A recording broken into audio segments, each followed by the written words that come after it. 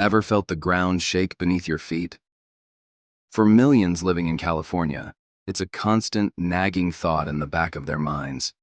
And at the heart of that thought is one of the most famous and feared geological features on Earth, the San Andreas Fault. We've all heard the term, the big one, but what does it really mean? Is it just Hollywood hype, or is it a genuine, looming threat? Today, we're diving deep into the science, the history, and the reality of the San Andreas Fault, and asking the question on everyone's mind. Could the big one happen in our lifetime? So what exactly is the San Andreas Fault? Let's break it down. Imagine two colossal pieces of Earth's crust, the Pacific Plate and the North American Plate. The San Andreas Fault is the massive crack where these two plates meet and slide past each other. It stretches for about 800 miles, or 1,300 kilometers, right through California, from near the Salton Sea in the south, up past San Francisco in the north. This isn't just one single line, it's a whole system of faults, a complex network of fractures in the Earth's crust. As these plates move, they don't just glide smoothly, they get stuck. Tension builds up over years, decades, even centuries. When that tension finally releases, that's an earthquake. California's history is written in these earthquakes. Think back to 1906. A massive quake, estimated at a magnitude of 7.9, ruptured the northern section of the San Andreas Fault. It leveled large parts of San Francisco and the surrounding areas. The devastation was immense, a stark reminder of the fault's power. Then, in 1857, the Fort Tejon earthquake, another monster quake around a magnitude 7.9, shook the southern section. These were true big ones, catastrophic events that reshaped the landscape and human history. But here's the unsettling part. The southernmost stretch of the fault, the part that runs near the densely populated Los Angeles and San Diego areas, hasn't had a major rupture since 1680. That's over 340 years ago. This brings us to the core of the issue. Why do scientists say the fault is overdue? It's all about the math of plate tectonics.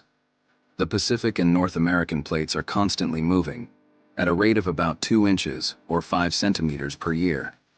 Think of it like stretching a rubber band. Every year that passes without a major quake, the plates move further, and more strain, more tension, gets stored up along the fault line. Scientists study the history of past earthquakes by digging trenches along the fault and analyzing sediment layers.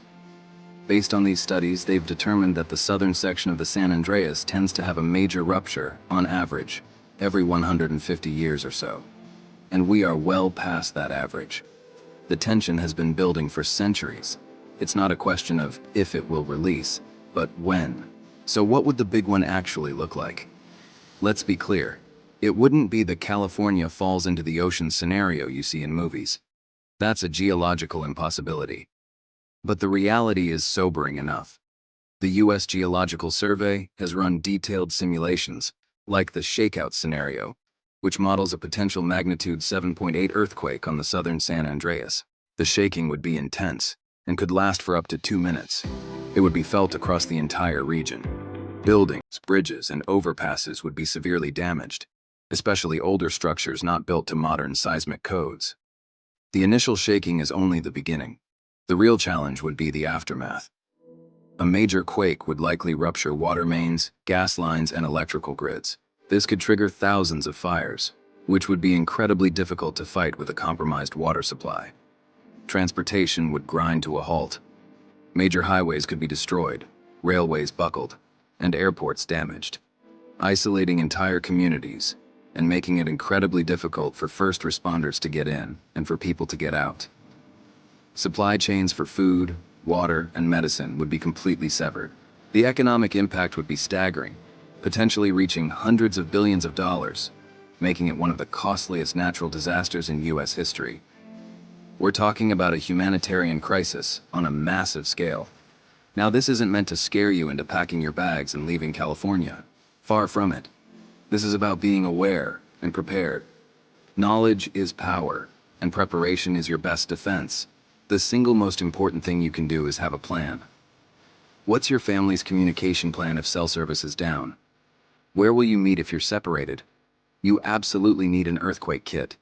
This should include enough water, At least 1 gallon per person per day for several days. Non-perishable food, a first aid kit, flashlights, batteries, a hand crank radio, and any necessary medications. Secure heavy furniture like bookshelves and water heaters to the walls. Know how to shut off your gas and water. Practice drop, cover, and hold on. It's a simple drill that saves lives.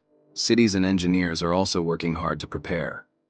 California has some of the strictest building codes in the world. Retrofitting programs are underway to strengthen older buildings, bridges, and infrastructure.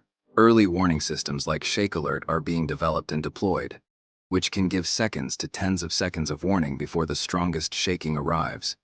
That might not sound like much, but it's enough time to slow down a train, stop an elevator, or for a surgeon to pause a delicate operation. It's enough time to drop, cover, and hold on. The San Andreas Fault is a fundamental part of California's geography and its destiny. It's a source of immense natural power that demands our respect and our preparation.